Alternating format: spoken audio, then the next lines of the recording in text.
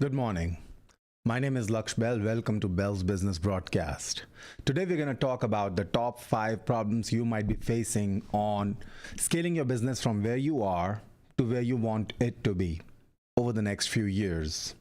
If you have a certain degree of success with respect to finding a product market fit, and if you have sustainable revenues or sustaining revenues and somewhat growing profit potential, if you are at the $3 million to $5 million level, you might be noticing that your business growth has slowed down consistently, no matter how hard you work, no matter how hard your team works, no matter how great your product reviews are, you're still not scaling as fast as you would like to, as quickly as you know that your business can, especially given the reviews that you have, especially given the positive NPS score that you might have.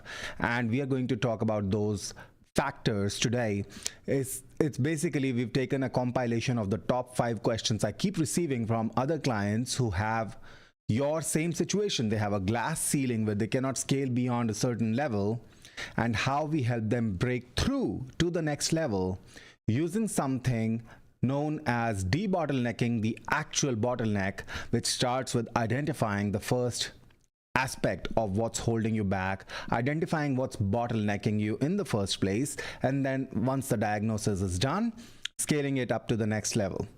So let's get started. And in the beginning, as per usual, we're going to start with the macro environment, look at what's going on and how the principles that we keep talking about apply all the time. So let's look at this big piece of news today. Crypto market has lost $200 billion as retail investors flee altcoin.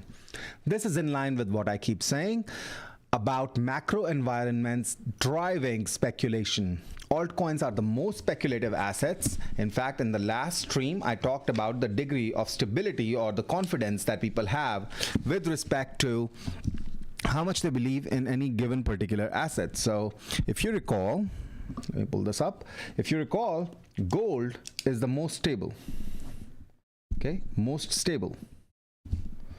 And then this is decreasing order of stability or confidence, right? So highest confidence people have during quantitative tightening or when money and speculative spending are tight is in gold, which is what we are observing. Gold is making new all-time highs all the time. And then you have SPX, which is also considered to be very safe and stable. Somewhere around there you have real estate as well. People believe a lot in real estate. However, real estate market is just as prone to crashing as SPX is, and even more, and we'll talk about that. Individual stocks, especially the blue chip ones like Apple, Tesla, Netflix, Nvidia. Then you have Bitcoin, then you have penny stocks, the tiny stocks, and then you have altcoins, and finally meme coins. The more disposable income people have, the more they invest in more speculative assets, which tend to go up very high but also crash very, very hard. And right now we've had 4 years, nearly 4 years of quantitative tightening, and investors are losing faith, because it's natural, in altcoins. So let's keep going. Zcash short squeeze triggers $710 million in liquidations. Now, I don't know if you saw my last stream where we talked about how there are whales and then there are people who are not whales, the retail investors, who tend to always lose money. This is the graphic that I presented last time. So these are the whales, and they always tend to make money due to a variety of different factors. They have their eye on the ball. They look at the macro environments. They actually move the market just by making massive trades all by themselves. They can liquidate an entire order book or suck out the liquidity of a liquidity pool just by making trades strategically. And these are the whales. They always make money, and retail always loses money, as we are seeing right here. So Zcash short squeeze, which resulted in a massive price rise, triggered $710 million in liquidations. Guess who lost? Retail. Retail loses. You know, the day traders, the speculators, the people with small amounts of money trying to 100x their portfolio in 3 years, those are the people who tend to lose a lot of money. Who wins? Whales, who know how liquidity works, how lack of liquidity can actually plunge the price into the depths of hell almost immediately, or rise the price and skyrocket the price all the way to stratosphere almost immediately.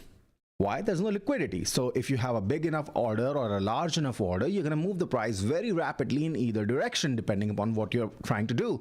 If you're a whale, I have been the whale at a couple of points of time in my life in some very tiny meme coins, and it was like grabbing candy from a kid. I went in there with my buy order, got the price spike, then dumped and got the price liquidation.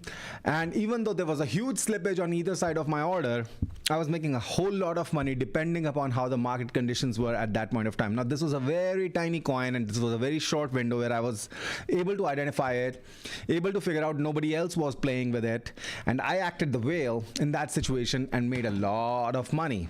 Well, some money, some money, not a whole lot, some money. Why? Because the liquidity is so thin. There's only so much you can pull out of a liquidity pool, which is literally like this thin, right?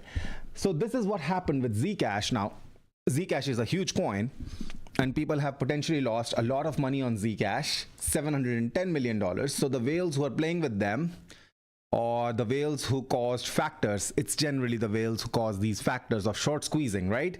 They squeezed out these bears who were potentially also doing some leverage trading, wiping out entire balances. Well, they wiped out $710 million in liquidation, so that's a lot of money.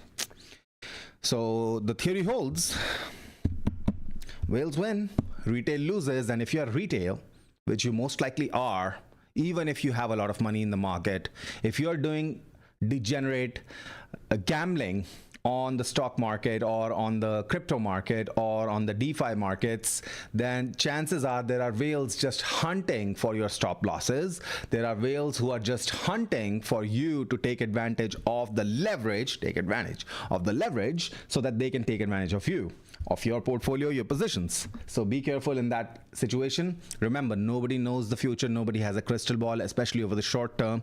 Over the long term, some patterns emerge. They are pretty solid. We cover those patterns all the time, like altcoins, right? All altcoins tend to zero when compared to the price of Bitcoin. All altcoins, including the ones that you love, including Solana, Ethereum, Sui, whatever, right? They all make an all-time high against Bitcoin during the quantitative easing cycle. Then during the subsequent quantitative easing cycle, they make a local high which never achieves the previous all-time high against Bitcoin. And the cycle continues. We created this graph to show you what happens. Let me pull that up quickly, if I can. This graph right here. This is stocks versus SPX or alts versus BTC. Same thing. Any individual stock is going to lose money versus SPX over a long enough period of time. Now, with stocks, this long enough period of time can be years, even decades, right? But eventually, everything tends to zero versus SPX. Look at the top stocks of 1960s, 1970s, 1980s, 1990s, even early 2000s, right? Where are they today? Today, we have a completely different demographic of stocks at the top of the SPX. Do you think this is always going to be the same stocks at the top? Absolutely not. Something else will replace the current technologies and we'll have something new. Same thing happens in the altcoin market. Alt BTC always tends to zero from one cycle to the next. Even though altcoins can make new all-time highs against US dollar, they can never make or even achieve their previous all-time high against Bitcoin. And that's just universally true over a long enough period of time. We don't have enough data, but this is what it looks like it's going to shape up to be. So that's what we saw there. And continuing with the news, NVIDIA has unveiled new tile-based programming model in CUDA 13.1. All that to say, the AI onslaught continues, and NVIDIA is going to be a top player for a very long time because they're constantly innovating. They are what Apple was under the leadership of the late great Steve Jobs. For a few years, they were just absolutely hammering it. So that's what's going on. And S&P 500 is again near the record all-time high on retail strength. So despite higher interest rates, higher spending, everything is expensive, people are losing their jobs, which we're going to talk about. AI is killing jobs. People are CEOs and C-suite executives are looking to cut jobs, as much as 30% jobs, which we're going to see in another news report today. Despite all of that, retail is spending. People love to spend money. So if this is all that to say, if your product is not finding traction or if there's no product market fit, The cat decides what milk is good. The market decides what product is good. You don't get to blame the market, or you do. You do whatever you want. But the market wants to spend money. If they're not spending money with you, the problem is within your offer, within your positioning, within your proposition or value proposition. You're not offering the value proposition that your market is looking for, so they're spending money with someone else anyway.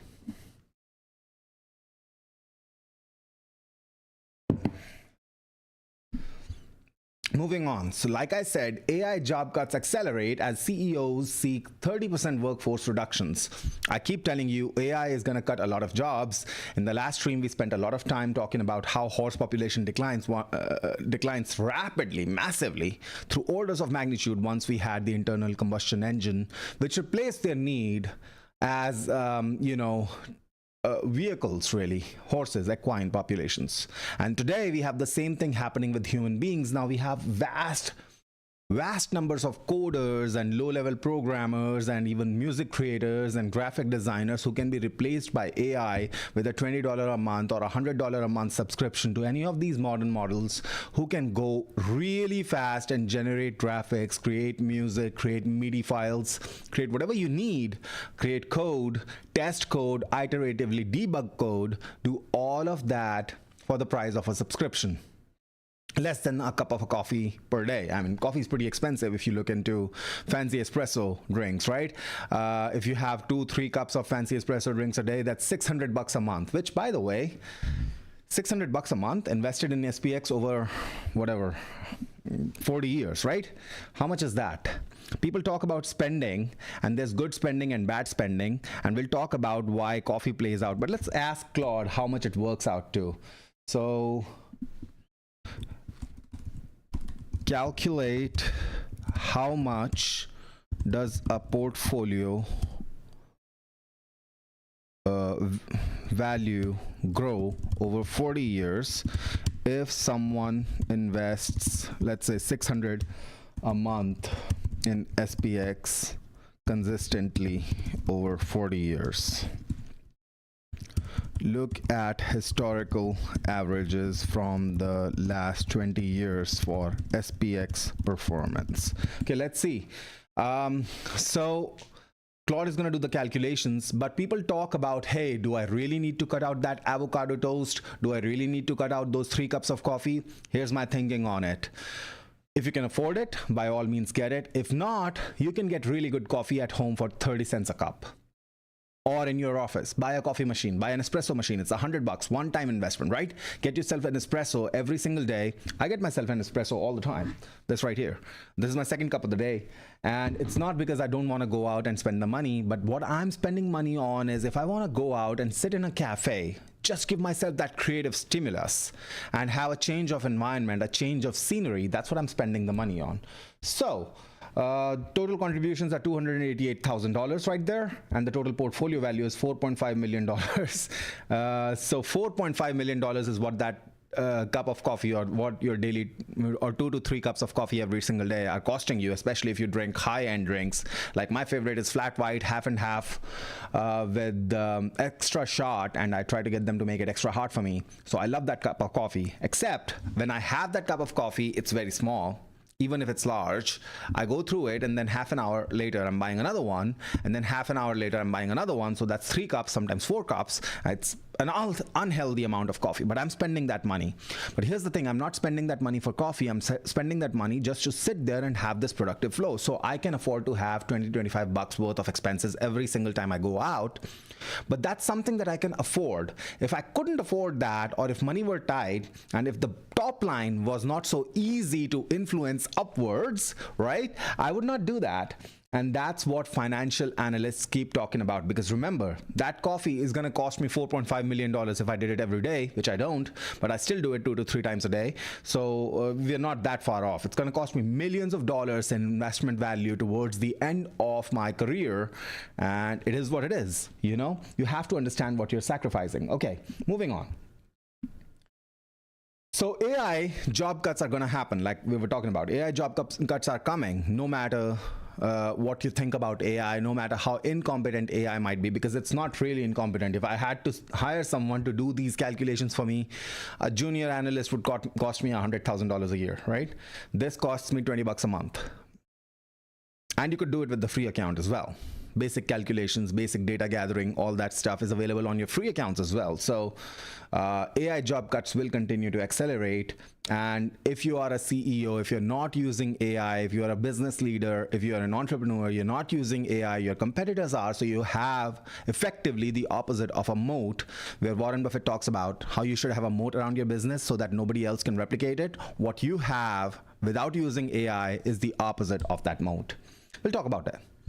Mortgage rates fall to 14-month low as experts say lock in now. Experts are now saying lock in, even though we are close to all-time highs. We're not really at all-time highs. We are at 14 months low, but it's really not that much lower than it was 14 months ago. We're talking about mortgage interest rates right now.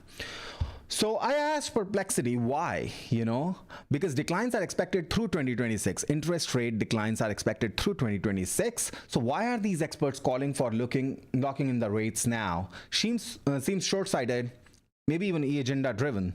So here's why they're saying it, because rate risk versus life logistics. So if the rates go up somehow, instead of cutting down, because nobody has a crystal ball, you're gonna end up paying a lot more money for the mortgages you get. And people have short horizon versus long forecast, so you can always refinance if the interest rates go down, but now they're as low as they have been over 14 months. The catch is that the same forecasters also say most of the easy rate relief is already behind us, and the remaining move is small and slow, which is not a compelling risk reward for normie buyers who cannot tolerate a blown deal. This is what Perplexity is saying, really. Forecast error is huge, obviously. The range of plausible paths, reinflation, term premium, geopolitical shocks, includes rates backing up into the 7%, even if 2026 point forecast is lower. So you don't know what's going to happen. And that's why experts are saying, if you want to buy a house, lock it in now.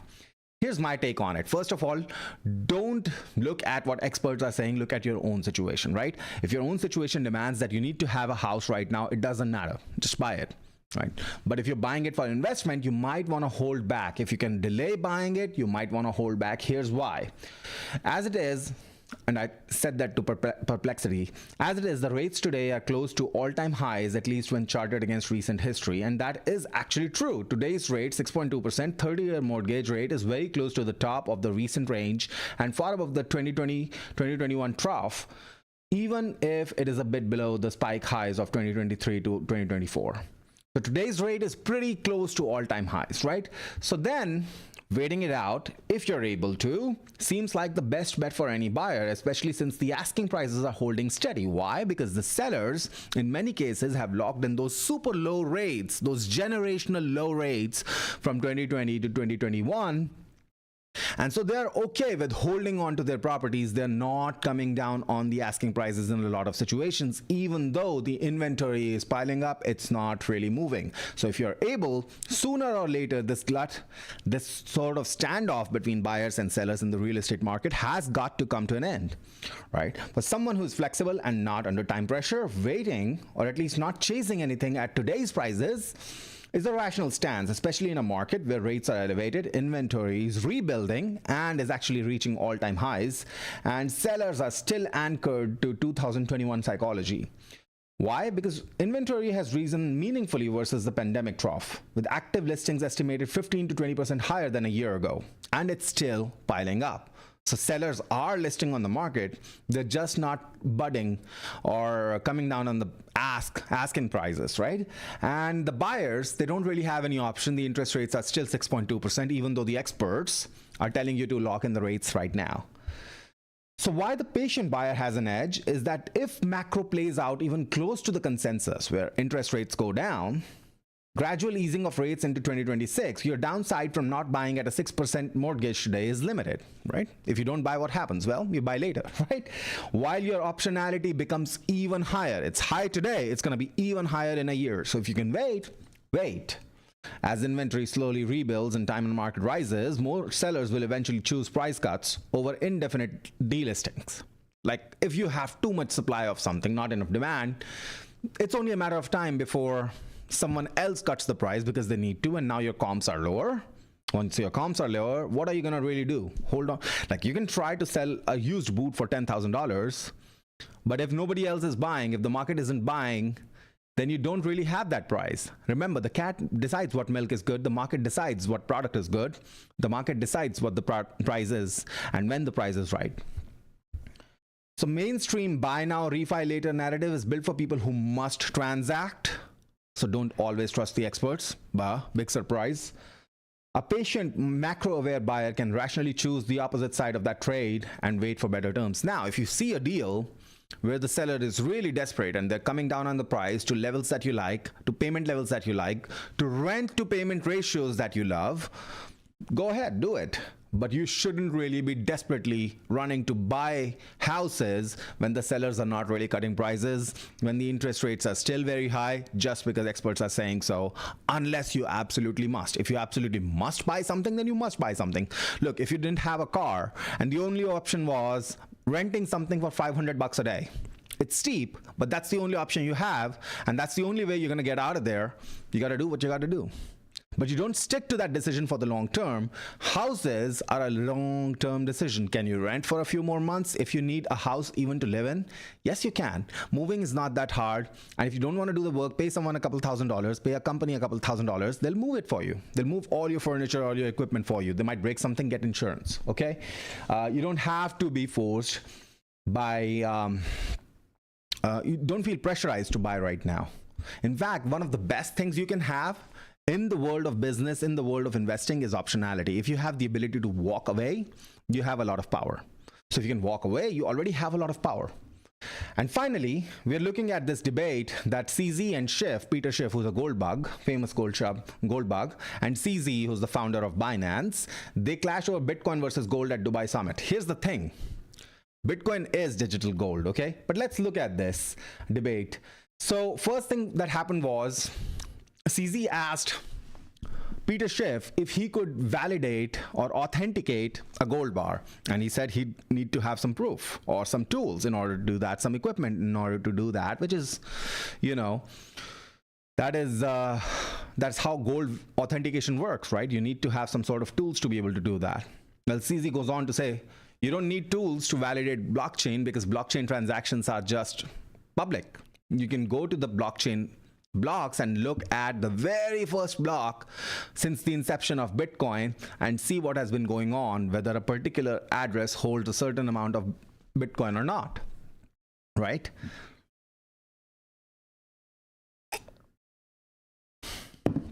And hilariously, Schiff then countered by promoting his T-Gold platform, which tokenizes physical gold stored in vaults. So he's going to use modern technology to basically tokenize, or RWA, real-world application of crypto blockchain. I don't know if this is blockchain-based or not. What he's saying is, let's tokenize gold and use that for authenticity. Tell me, where's the advantage of holding gold then? Where is your advantage of holding gold if the only advantage you had is sacrificed, the sovereignty? You own that thing in your hand. Now you got to put it in a vault and trust a token anyway. Gold bugs are just hilarious, right? So he says, this becomes more transportable, more divisible, more fungible while preserving its intrinsic value. Well, so is Bitcoin. So is Bitcoin. Do you know how many sats there are in one Bitcoin? A sat is not even a cent right now. And US dollar, US mints are not going to produce any more 1 cent coins anymore. That was the news last week. You have a long way to go before a sat becomes so huge and you have to come up with new technology to make that sat divisible. Right now, sat is so low in price that, you know, 100 sats gets you nothing. 1,000 sats gets you basically nothing. Right? And sat could go all the way to $1 before this becomes a problem for Bitcoin. Bitcoin is inherently extremely transportable. You can put Bitcoin in your mind and go from one country to another with $1 billion in your head. How? You memorize the seed phrase. It's just 12 words. You can't memorize 12 words? Of course you can. You can also put that on some sort of a personal cryptic method of writing on paper, right? and you would know the code. You would be the only one who knows how to break that code, and you can transport $1 billion worth of gold anywhere in the world.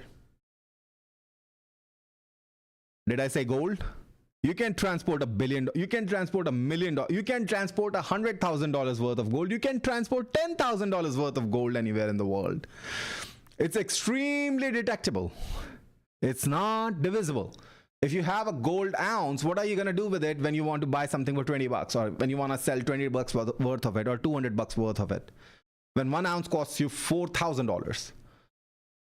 There's no way to do it unless you go to a jeweler and try to get smaller denominations and lose a lot of money in that transaction. It's hard, it's heavy, it's very conspicuous. So gold has lost its store of wealth narrative for the most part. Now, do I like gold? It's just a rock. Do I have some gold? Sure. It's just a hedge against, I don't know, EMP, right? Electromagnetic pulse taking out the entire global infrastructure. Should you have some? I don't know. I'm not your financial advisor. Do I have some? Very small amounts, trace amounts. Do I like it? Again, what's there to like? It's just a rock. It's a shiny rock. I like my watch more. Doesn't cost as much. It's shiny. There's nothing to like there. Okay. And then they talk about performance wars. Here's the thing about performance though. With Bitcoin, the performance is flattening. Bitcoin price rose steeply, but the growth is slowing down now. Okay. This is BTC dollars versus time.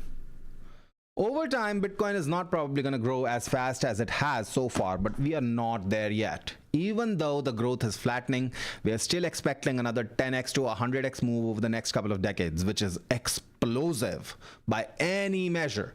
Do you expect gold to go to $500,000 an ounce anytime in the next century? I don't. I'm a betting man. I'm absolutely going to bet huge sums of money, if that market exists, that gold will not go to $500,000 anytime soon. Bitcoin, sure, 500,000, million, 5 million even, that's possible. Gold, probably not. And so the debate concluded on a surprisingly collaborative note, with CZ inviting Schiff to list his tokenized gold product on Binance. And that is an offer that Schiff welcomed. So even Schiff realizes that his whole idea about Bitcoin being a nothing burger is actually, here's what Schiff says. Schiff countered by promoting his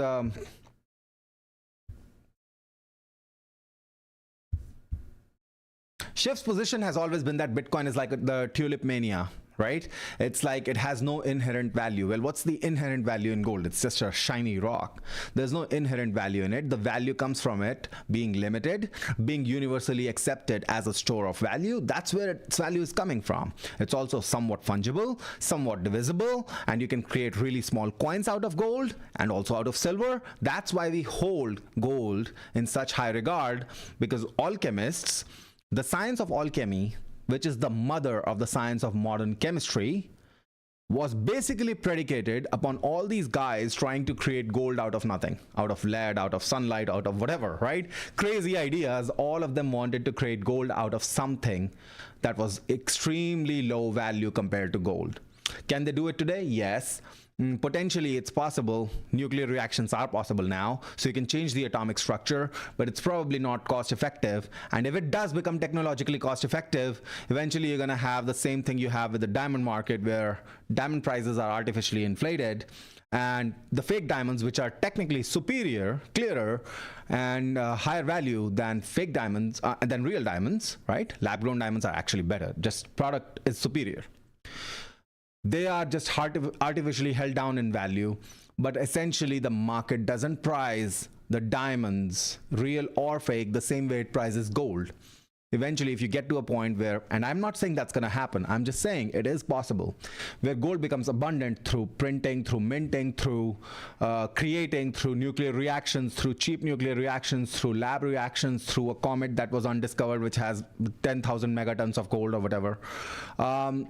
If it becomes valueless, then it becomes valueless like anything else. There's nothing inherent about gold being valuable, like there is inherent value in real estate, where you can actually go into a house and at least live in it, get shelter from the elements. Anyway, So the performance wars continue and the debate continues, but I think a rational response to any of these debates would be to have a position in everything instead of trying to bet everything on one thing and putting all your eggs in one basket. So that brings us to the end of this section. In the next section, we're going to talk about the top 5 questions that business owners have asked me, especially when they have product market fit, especially when they have some degree of success and they're trying to achieve the next level, get to the next level, but they are being held back by invisible forces, seemingly invisible forces. Let's talk about that now.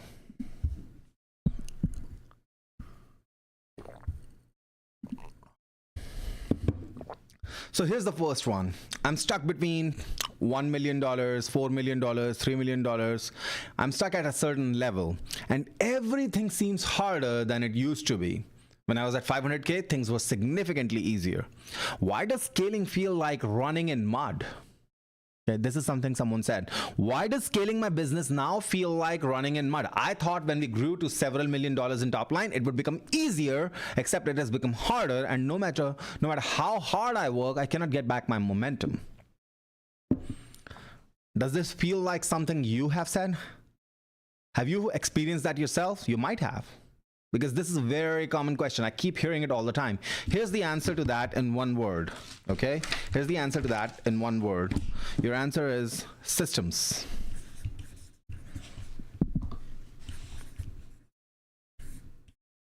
You don't have systems. You're still hustling. Are you hustling? Because hustle culture is something that is being promoted very hustled hard, right? Just hustled hard, so you got here, and now you're thinking if you keep hustling, you're gonna get to the next level. So you're hustling even harder, except that doesn't work, does it? What works at this level, once you have a certain degree of success, once you have orders coming in, once you are really trying to take on 5 to 10x more volume of orders, 5 to 10x higher volume of customers, more backends, deep-end backends, more products, more services, what works are systems.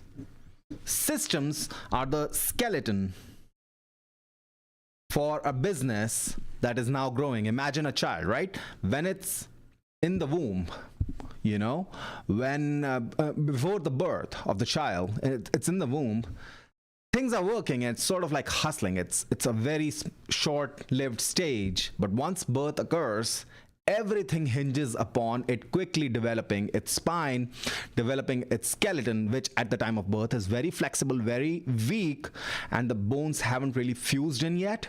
But within the first couple of years, 2 to 3 years, the child's bones fuse and they become harder and it's able to stand, able to walk around. He or she is able to walk around. All that happens when you have a skeleton. Systems are like skeleton for your business. Your business is not running. It's not running fast because you don't have the skeleton. The set of problems that brought you from $0 to $1 million, $2 million, $5 million is not the same set of problems that you face now, going from $5 million to $50 million to total addressable market levels. You have a different set of problems. The first set of problems you have is a lack of systems. You hustling could have satisfied 10, 20, 50, 100 customers, maybe 500 customers if your products were, small enough. The deliverables were not very time consuming, but can this work with 50,000 products, 100,000 products? It probably can't. You need systems, and not just for product servicing, but for all kinds of operations. So ad systems. Do you have systems for systematically generating ads and putting them out there? Do you have conversion systems? And by conversion systems, I essentially mean follow-up, okay? Follow-up is conversion. How many times have you contacted a business as a potential customer only to find out that they take days, if not weeks, to follow up with you? If at all they come back. I was somewhere and I wanted to rent a short-term apartment and I sent out a bunch of messages, and of the 50 odd messages I sent, I received maybe 4 or 5 responses on the same day. And I finalized something within 2 days too, because I was in a rush. I was not really happy living in a hotel room. So I wanted to get some sort of a situation where I could rent something for 2 to 3 months, and someone responded to me on the same day. The next day I went there, look at the apartment, and the apartment's pretty good. So I'm like, here's the money down, take my money and I'm going to move in tomorrow. I'd already moved in and happily had been living in that apartment for a week when someone called me and said, oh, we noticed you had an inquiry. Oh, really?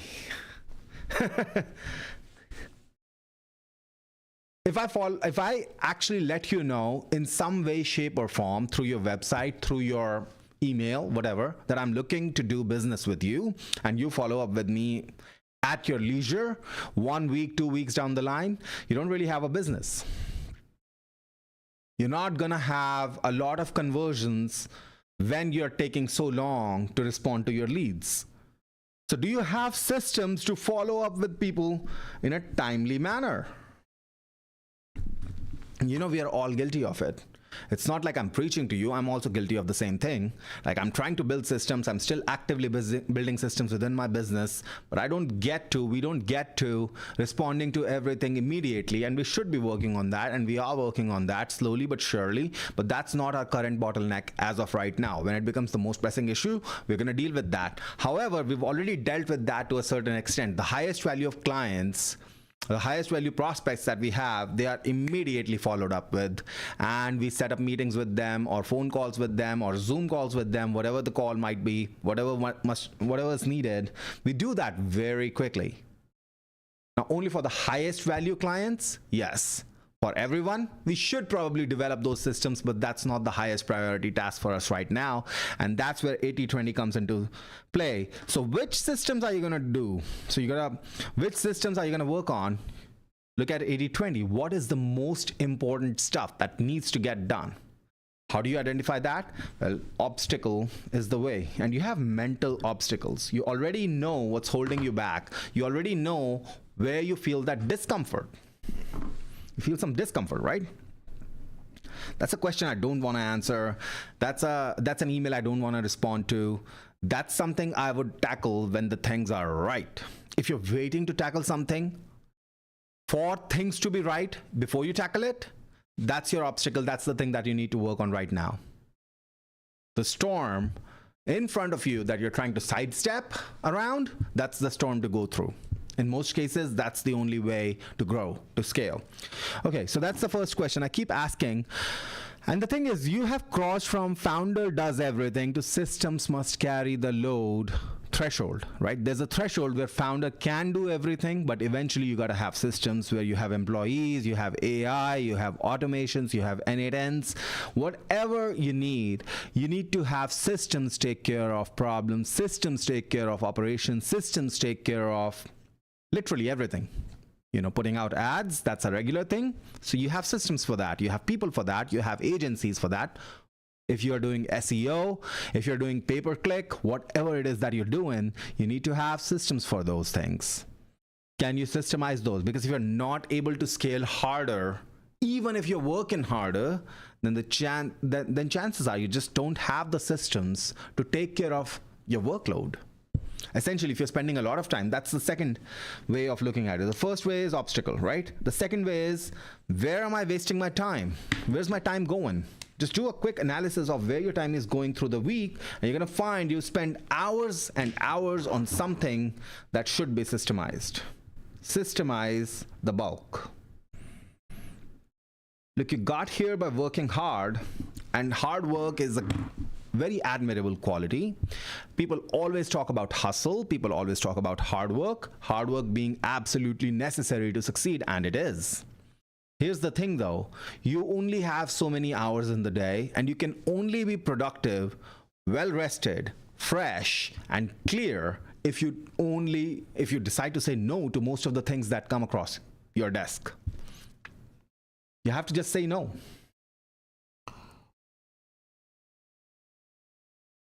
There are important things in there that you should say no to. Why? Because you're going to develop systems to take care of those important things instead of spending your own time and effort and energy on those things. Right? So you look at what is working and delegate things that need to take up your time, that are currently taking up your time. You delegate those, automate those, use technology, use AI. If AI doesn't work, use algorithmic systems, whatever you need to, like follow-up systems. They're not really that hard.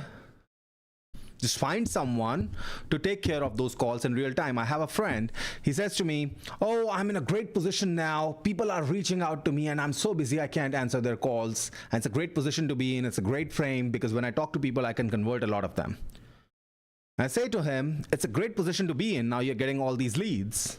But the problem is, most of the leads that you're getting are not contributing to building up your business. You're not being able to serve them. They're not being able to help you build up to the next level. So what do? Well, you still have a phone number, but it's not your phone number. It's the business phone number. Someone calls in looking for a solution. Someone answers within 2 rings.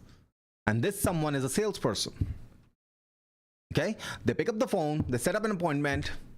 That's it. People who are coming in, they're coming in with a problem. You need to solve those problems in a timely manner. If you solve those problems in a timely manner, your business can scale 5 times as high as it is right now. The key is you don't want to spend your own time answering those phone calls. But that doesn't mean those phone calls don't get answered at all. You see the difference right there? You don't want to spend your own time answering those phone calls, but you don't want to waste the potential opportunities, the opportunities you have for potential business with all the people who are calling you. Instead of having your number on the website or your number on Google listing, you should have a business phone number listed, and you should have someone answer that phone no matter what, Monday through Saturday, 9 a.m. to 6 p.m. Find someone who's capable of doing this for you. And then he spent a few months finding a couple of guys who were really okay, decent, mediocre at doing this, but eventually it took him a couple of years to find people who were really good at being salesmen for him. So for the first couple of years, he kept complaining, look, I have to answer these calls or else we don't convert. Here's your problem. You only have 24 hours in a day. You want to sleep well. You want to eat well. You want to live well. Did you start this business to become a slave to the business? Or did you start this business so that you can achieve financial freedom as well as time freedom as well as location freedom? Wasn't that the goal? So stop glorifying hustle so much, okay? People glorify hustle way too much, and I think that's just counterproductive. Hustling is only going to get you so far because you only have so many hours in a day, and even when you're working 8, 10, 12, 14 hours a day, you're literally just burning yourself out. You're going to make stupid decisions. I made stupid decisions all the time. I've worked so hard for so little money, and I made stupid decisions all the time, and now I just refuse to do anything that is absolutely not going to contribute to growing the business equity. If it's something that's routine, I'll do it once or twice to figure out what the system should be like and then create systems around it so I never have to do it again.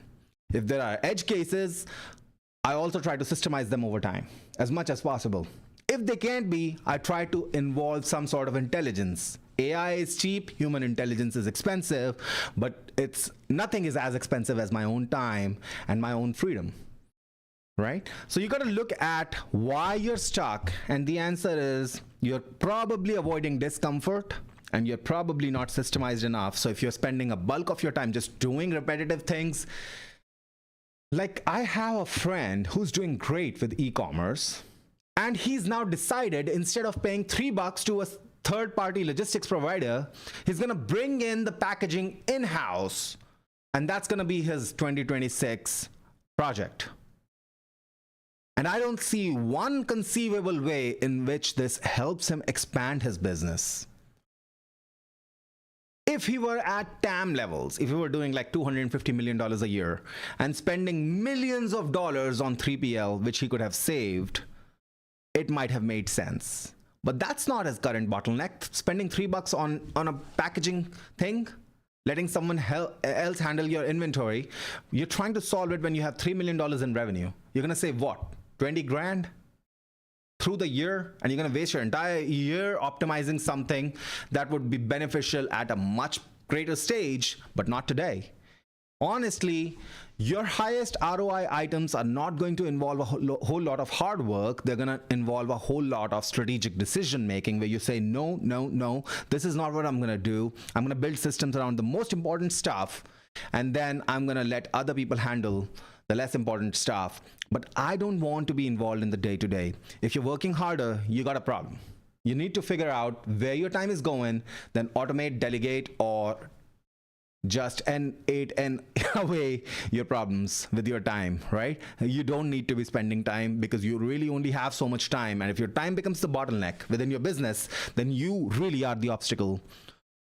You yourself are the obstacle for your business. Do you understand? You are the obstacle towards growing, or that's standing between you and your business where it is to your business where it needs to be, where you want it to be. You're the only obstacle there. Why? Your time is limited. Your energy is limited. Your attention and creativity is limited.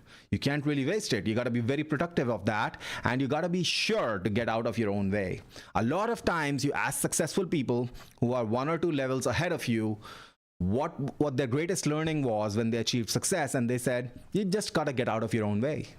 And that's what systems are all about. You let systems take care of the things that you shouldn't be taking care of anymore. Moving on to the question number 2. So this right here is, I know exactly who my customer is and they love the product.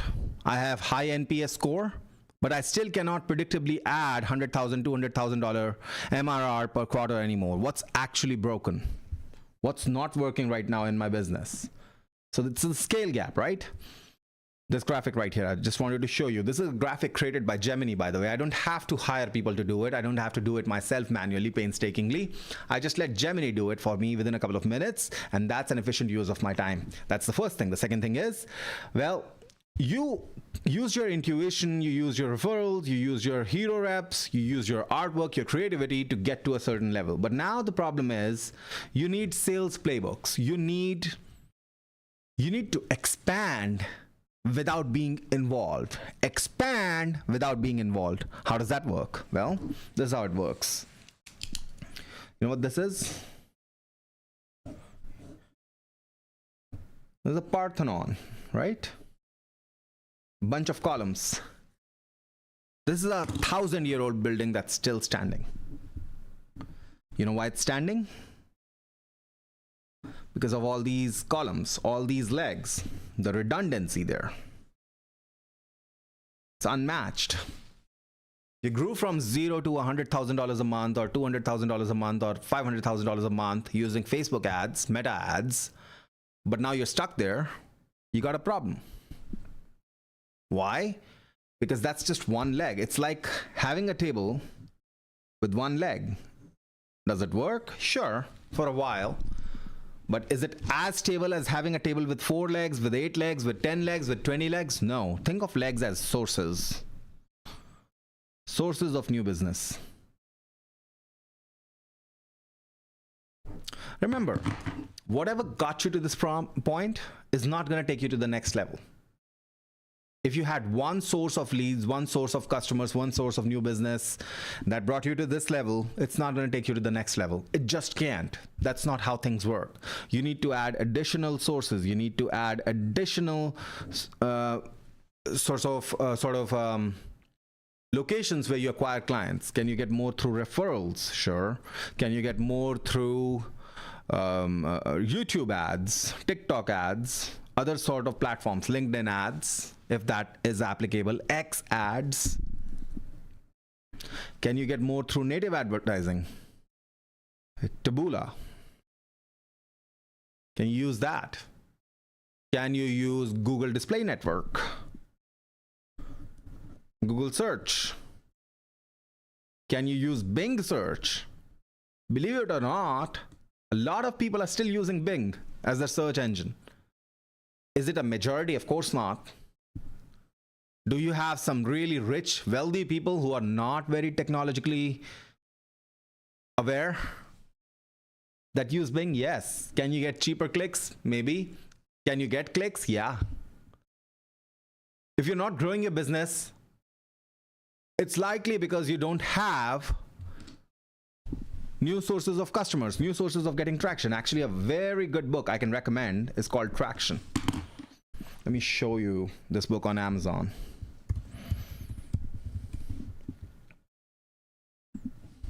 Traction.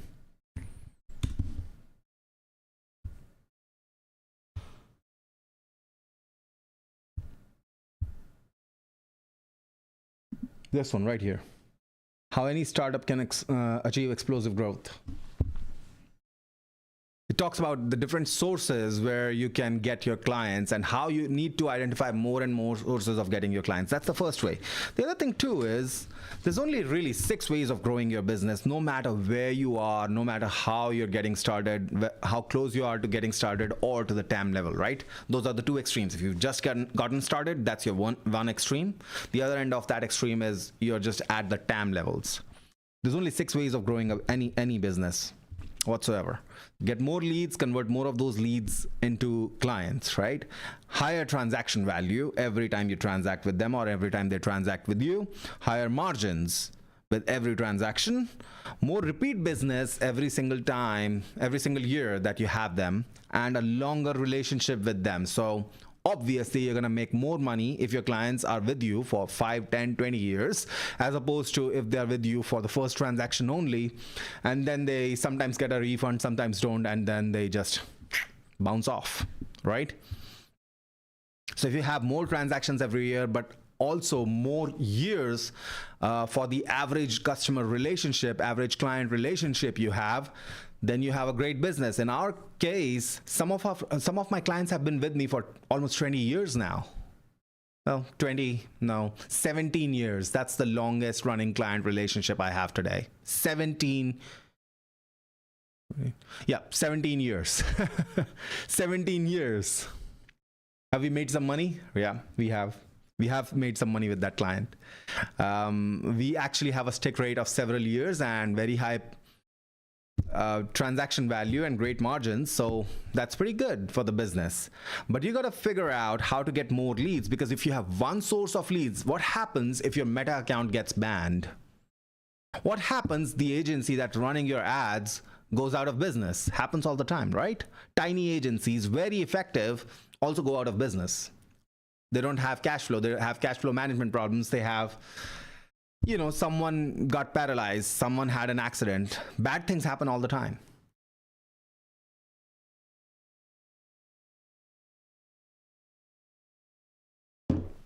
So your acquisition engine is kind of broken. You don't have an acquisition engine. You sort of have a weak pipeline where something is throwing off some leads, but it's not working anymore for whatever reason.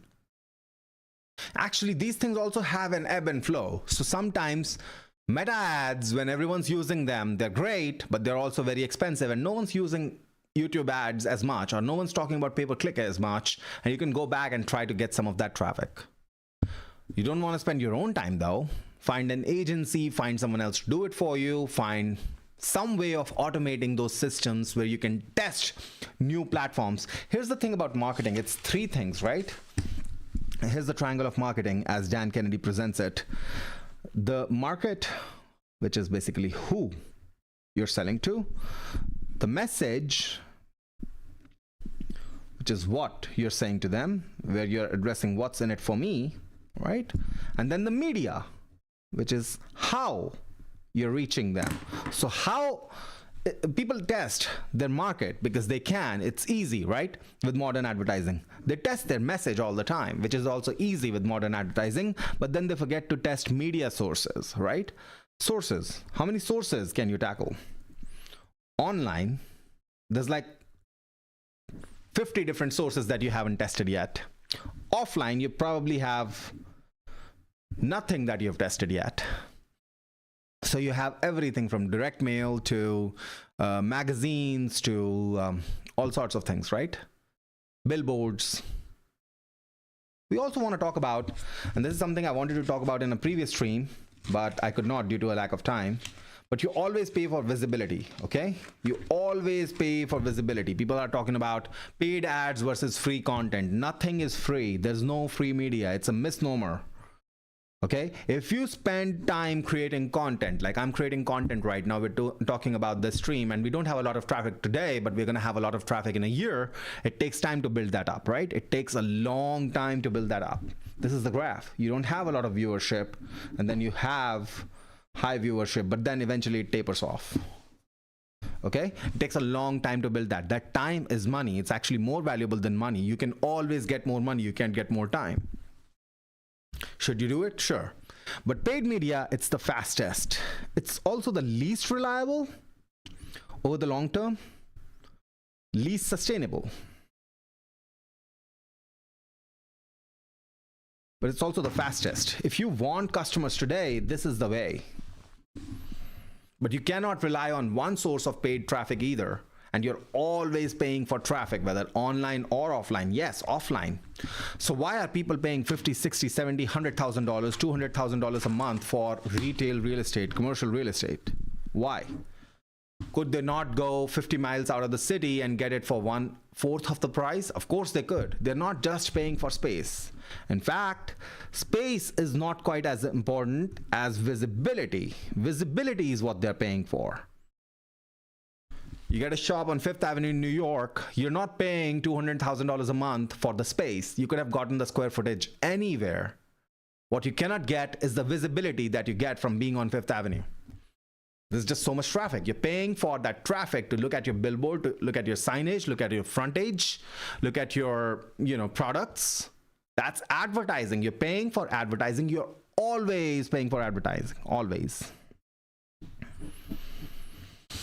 Even when you get free traffic, if you write a blog on your company's website and that attracts a lot of traffic, which I don't know if it works in 2025. I don't think it does. It might not.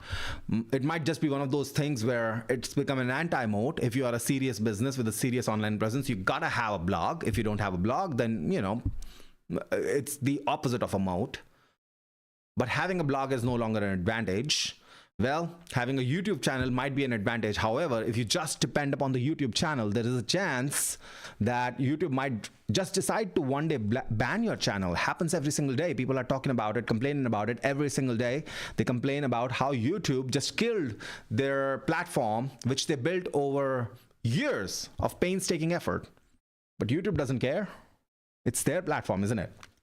So if you put all your eggs in one basket, you got no one else to blame but yourself. So that's your problem. Okay, moving on to the third one, which is another one that we keep hearing. People say, my team is really good and they're all working very hard. We are all busy as hell, but nothing important actually moves faster. How do I figure out what to stop doing and what to double down on? Well, we already kind of sort of talked about it, right? But there are really, I'm going to say it again, if you're doing a lot of work but not moving the needle, you really need to figure out two things. The obstacle, because that is the way. And when I say obstacle is the way, it's the thing that is making you mentally uncomfortable.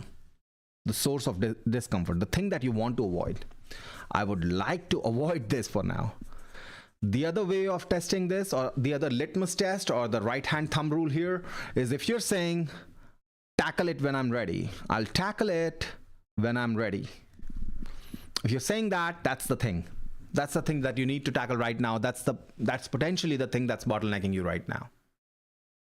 If you're waiting for the perfect conditions to align before you tackle something, that's the thing that is holding you back. That often is the only thing that's holding you back. The second thing is, obviously, time. Just look at your time logs. What are you spending most of your time on? Ask your people to track their time. What are they spending most of their time on? And then figure out a way to systemize the process. That's it. Look, I get the instinct of you hiring new people and you want them to work hard and you want them to basically earn their wages, right? I get that. Here's the thing, your employees are also human beings like you, and they only perform at peak capacity if you don't overload them. That's the part management doesn't really understand. And that's the gripe that most employees, especially A players, have with their management.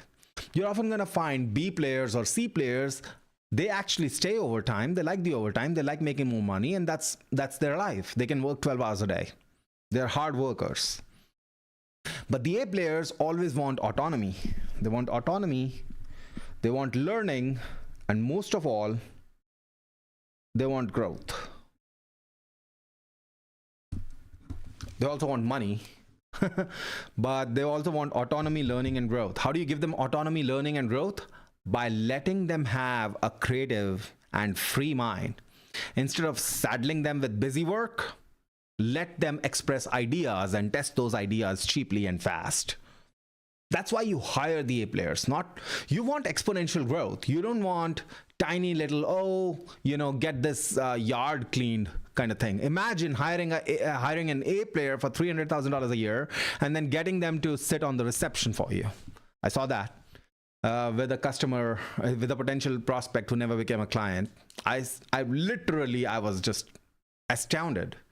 They had this A player, really good hiring process, a very intelligent dude, very smart, very presentable. He had a ton of great ideas. I spoke to him for like 20 minutes and I was astounded by the ideas he was bringing to the table. In fact, in a lot of cases, they could have just not hired me and just let him implement his ideas and would have had, a great explosive run into the next few years. But this guy was just sitting there reading a book because he had nothing to do. And then they just saddled him with busy work, just sit at the reception, answer the calls, so on and so forth. And you can have someone at 1/5 the price of that employee doing that same thing. You got to look at what people are doing and what their time is going towards. If they're wasting their time doing repetitive tasks, even if they're employees, give them the tools, give them the technology, give them the automations, give them the AI, give them the ability and the training to be able to clear out that busy work so that they have mental freedom to think about how to help you grow your business, because they are also vested in it. And you can always have performance linked bonuses or profit linked bonuses. That's a key, right? That's one of the secrets that I always talk about. I never share equity with anyone, but I always share profits. Everyone gets to work hard and they have an incentive to work hard, even though they don't have any equity and they're not building any equity. I don't know why people do that. It's not my style. I completely understand where a lot of companies are coming from. They don't have the money to pay for that equity. But in my particular case, I'd rather pay the money rather than the equity, because business growth is just exponential. If you are patient enough, if you stick to it long enough, within 5, 10, 15, 20 years, you can achieve massive amounts of money. And I like to keep my equity in-house. But that's just me. Your team is good, they're working, they're busy as hell, nothing important actually moves. But here's the thing, they're all doing this darn busy work. And you need to avoid the busy work, not just for yourself. And you, as the business owner, as the business leader, you're the one setting the culture. You don't want to avoid busy work just for yourself, but also for your employees, not just your key employees, but everyone down the line. If I can have someone buy a robot that can mow the yard around my house, for instance, I'll do that. I'm waiting for the technology to emerge. As soon as the technology arrives, I'm going to do that. I don't want time wasted on things that technology can do, that equipment can do. It's like a farm saying, we're not going to upgrade to the largest water sprinkling systems, and we're just going to waste time sprinkling water on the farms. Like, how does that even make sense? Or we're not going to use a Cessna to, do whatever the dusting is, right? Do the dusting. Does that make sense? Of course not. Any farmer that insisted on that went out of business a long time ago. Okay, moving on to the next question. The next one is, churn is creeping up. LTV, or lifetime value, is dropping. Churn is up. Even though NPS is high.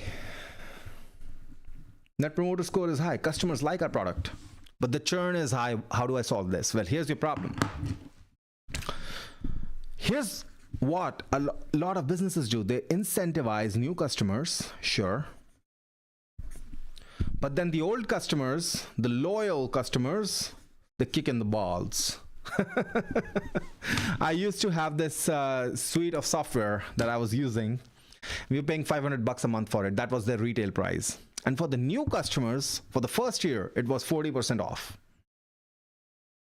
But for the existing customers, it was full price. How does that make sense? You're discounting products for the new customers, but you're punishing your existing customers for being loyal to you?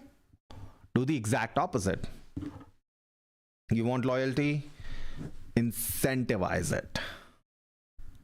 Incentivize loyalty, okay?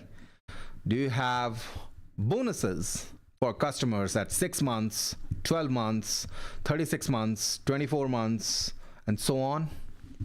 Do you have bonuses for them? Do you have incentives for them to stick to you? Do you have clearly defined bonuses that you're gonna send out, that you typically send out? Do you have levels that can only be joined by being your customer for at least X months or X years? Multiple levels. Do you have those? Most people think, oh, I want to have low churn, so I'm just going to tack on a subscription program. That's not how it works, bro. Your subscription program is going to have an average stick rate. And if you want to increase that stick rate, you're going to have to incentivize it. You have to incentivize and tell your loyal customers why it's beneficial for them to remain loyal to you. In a lot of cases, the exact opposite actually works well. So a lot of businesses that are very successful with churn tell their customers that our prices are constantly increasing. Okay? Our prices are constantly rising, but you're grandfathered in. You're grandfathered in against any future price increases. That's one way of keeping customers for the long term. If they are actually using and the value proposition holds, they're using your product, service, whatever, and the value proposition holds over the long term, well, this is one way of increasing your stick rate and decreasing your churn. So the problem is, you're making it very easy for customers to come on, new customers to come on, and you're actually discounting prices for them to attract new sales. Good on you. But then you're punishing and penalizing your existing customers. Bro, come on, wake up. That's where the real money is made, because you don't have to pay to advertise to those customers again. You don't have to get them to believe in you, to buy into you mentally, into your products, into your services, into your brand mentally all over again. You already did all that. Might as well keep them. Might as well sell them bigger products. Why don't you offer products that are only available, exclusively for, cohorts, loyal cohorts?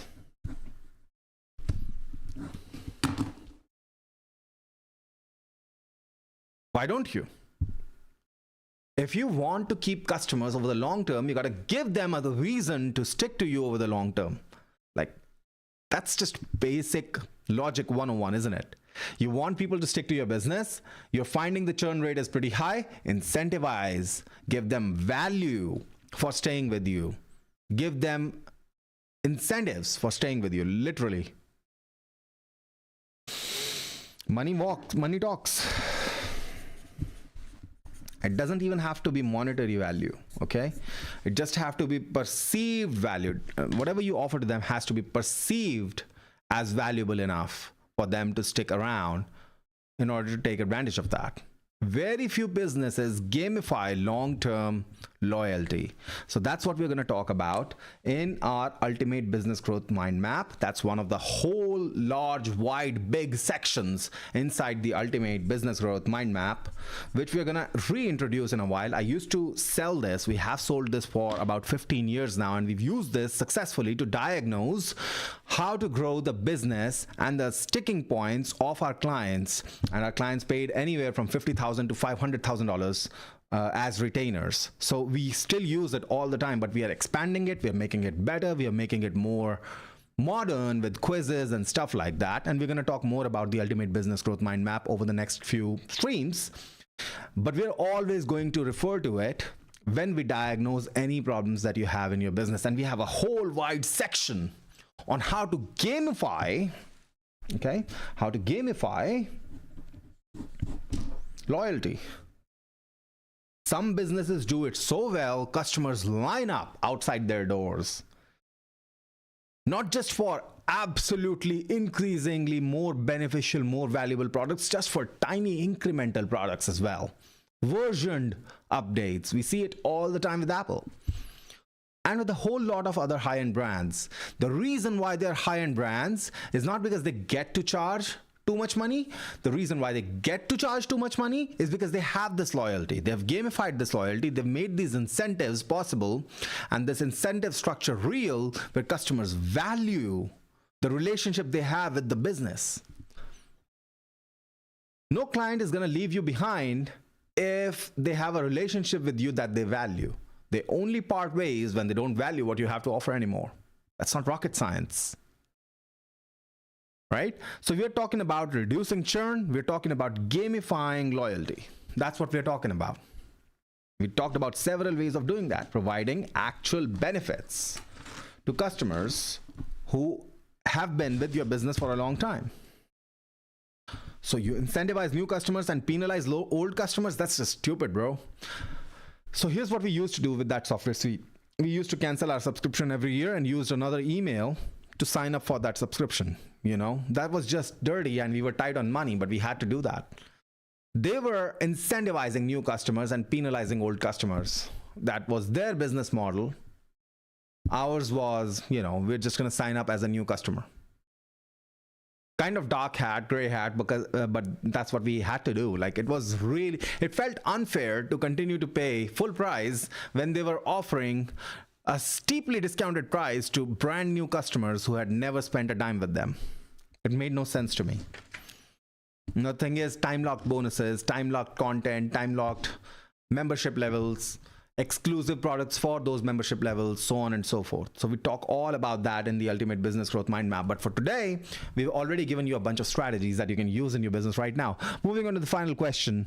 I have 3 to 5 growth ideas, okay? I have 3 to 5 growth ideas that could each work, but I can't test them all. How do I pick the one lever that actually moves the needle 6 to 12 months from now instead of just giving me a quick spike? Oh, where do I start? If it takes you 6 to 12 months to test an idea, you might as well pack up your bags right now. There is a reason why I keep talking about cheap testing. Your tests have to be cheap, they have to be fast, and they have to compress your learning cycles. If you're spending 12 months, 6 months on a test, thousands and tens and hundreds of thousands of dollars on a test before you figure out whether that test was even worth doing, your runway is limited. No matter who you are, there's only so much money you have. Yahoo refused to buy Google a couple of times, refused to buy a lot of strategic acquisitions that they could have made, but eventually they ran out of runway, even though their runway was billions of dollars worth of runway, and they sold to AT&T, I think, right? Yahoo sold to AT&T for like $1 billion. Now, I'm not sure who they sold to and how much they sold to. This was a long time ago. But the point remains, your runway is always limited. Your runway expires. Compress your tests. Compress that learning cycle. You don't want to have 6 to 12 months for a test. You want to have 6 to 12 tests per month. Don't ask me about which ones to test. Ask me about how to make those tests happen without decimating your runway. Without decimating your runway. Now, this graphic, I want to show you this graphic, which came from Gemini. When we talked about the same discussion, we had the same discussion about this question with Gemini. And here's the key to this. Your implementation speed has to be fast, and your value has to be, what does it say? Yeah, fades quickly.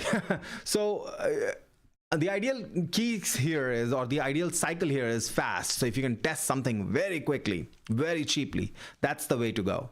If you have a bunch of tests lined up and one of them is going to cost you $1 million in 12 months, just don't do it right now. Do it when you're at $100 million level or $50 million level. But don't do it today. Today, you want a test that you can run for $5,000 and you can run it within a week and call it a day. Call it a success or a failure, and then you can scale it. And in a lot of cases, that's just about testing new ads, testing new ad platforms, testing new hypotheses, where hypotheses stand for a mixture of market, media, and message. This is a hypothesis right here. This is a marketing hypothesis. Who am I talking to? What am I saying to them? And how am I going to reach them? That combination right there is a marketing hypothesis. All you want to do is you want to test those hypotheses very quickly. Because on the supply side, your constraints are kind of self-evident. You already know you're having problems with 3PLs, so you just diversify across 3 to 4 3PLs. You already know. So for instance, one of my clients, okay, this is a map of USA. Let me draw a very rough map of the US. Okay, this is the US. Their 3PL is located over here. So the customers in this zone, they're happy. The customers in this zone, they're not so happy because the delivery takes like 4 to 5 days. So what do? Well, you get a second 3PL right here. Create a system around that. So now these customers are also serviced within 2 days, 2 to 3 days instead of 5 to 6 days. The supply constraints are self-evident. You build systems around those. You just focus on what's taking too much time, what's causing too much friction, and you build systems around those. It's the demand constraints that you really have to fight against. So you need to systemize how to test these hypotheses quickly and cheaply. Right here. Your opportunity cost is very low on these. If you spend $5,000 on an ad campaign, another $5,000 on media, that's $10,000. You spend it over a month. What's the worst that can happen? You don't break even on that, fine. You still got some new customers. You'll probably break even on the long term. At least you have tested something. But for like $200,000, you can test 20 of those ideas, and you can even go cheaper than that. You can test this for $5,000 per campaign or even $3,000 per campaign. Now for $200,000, you can test 70 different campaigns, 70 different hypotheses, and a few of them are likely to succeed and scale from where you are to the next level. And remember, you're not just testing the market or who you're targeting. You're not just testing the message of what you're saying to them, what's in it for them. You're also testing how you reach them, different online sources, different offline sources. We talked about this book called Traction, which lists a lot of sources, but look at all the different sources that everyone is using, not just inside your industry, but the great breakthroughs are probably going to come from outside your industry. So maybe no one in your industry is using direct mail. You should be. No one's using postcards. You should be. No one's using magazines. You should be. No one's hiring celebrities. You should be. Okay, and that it does sound more expensive than it really is. Sometimes it sounds like you're going to have to spend millions of dollars to hire an A-list celebrity. The thing is, you don't have to hire an A-list celebrity. You can hire someone who used to be an A-list celebrity for much lower price points. You can do brand deals, partnership deals, joint venture deals with celebrities who are kind of famous and aligned with your brand values or your product values, and you can do a partnership with them. There are a lot of ways to structure this, and we'll probably talk about that in another episode, and we do talk about that in depth in the Ultimate Business Growth Mind Map, because here's what happens when you tap into the celebrity. You also get credibility. You're borrowing the credibility of that celebrity, right? You're not just getting visibility, you're also getting credibility. Now use that credibility to align your brand to the values that you're trying to portray with respect to that celebrity, and that just short circuits your proof element. Remember, we talk about marketing all the time. Let me see if I can find that. Yeah, right here. So with the celebrity, you have a scroll stop. You get the attention immediately. You already have a problem that you're dealing with. The customers are already dealing with a problem that's unavoidable. So you already have that, presumably. You already have a unique solution that you're providing. So you already have that, presumably. The hardest thing right here is unquestionable proof. And celebrity just adds another layer of proof to that product or your service or your offer being able to solve the problems that people have, right? To your solution being actually applicable as well as valid, as well as reasonably trustworthy for this particular problem. And finally, you have an undeniable proposition, which is something that we talk about in conversion cycles. We talk about all of this stuff in the Ultimate Business Growth Mind Map, by the way, which we're going to relaunch soon as a revised version. But I just wanted to give you a quick preview of what happens in there.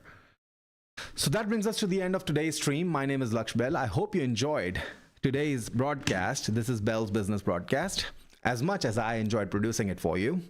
And remember, you are the greatest bottleneck holding yourself back from the next level. And your biggest obstacle, the one thing that you're waiting to solve, once things align, once the ducks are lined up, that's the thing that you need to do right now. Get it done dirty, get it done messy, but get it done. Get the needle moving on that, because that's the thing that's going to move the needle on everything in your business. And the other thing that we kept talking about today was look at the time logs of where you're spending most of your time and where your employees are spending most of their time, because that is where the highest leverage is going to come from. Why? Because you can automate most of that stuff, you can systemize most of that stuff, and you should. And regardless of the macro environment, the one thing that you can always control is your own business and how you handle the problems within your business. Remember, the total addressable market might shrink a little bit, but the market remains no matter what happens to the macro world, as we are seeing right now. Consumer spending is at an all-time high. People spend so much money online on Black Friday, and yet a lot of drop shippers and Shopify people were talking about or complaining about how this Black Friday Cyber Monday was not quite as bombastic or as massive as it normally is. The cat decides what milk is good, and your customers decide whether your pricing is right, whether your product is right or not, whether your messaging is effective or not. You cannot predict that. The only thing you can do is compress your learning cycles and test fast and test cheaply. And when tests work out, scale them, because remember, truth is a moving target and success is a moving target. You're not always going to be able to attribute success or truth accurately to what you did. You just know what's working right now and what doesn't work today. And that's all that you can know. What's working right now may not work tomorrow. What worked yesterday may not work today. So you have to be constantly adaptable. And that is what debottlenecking is all about. My name is Lakshya Behl. This is Bell's Business Broadcast.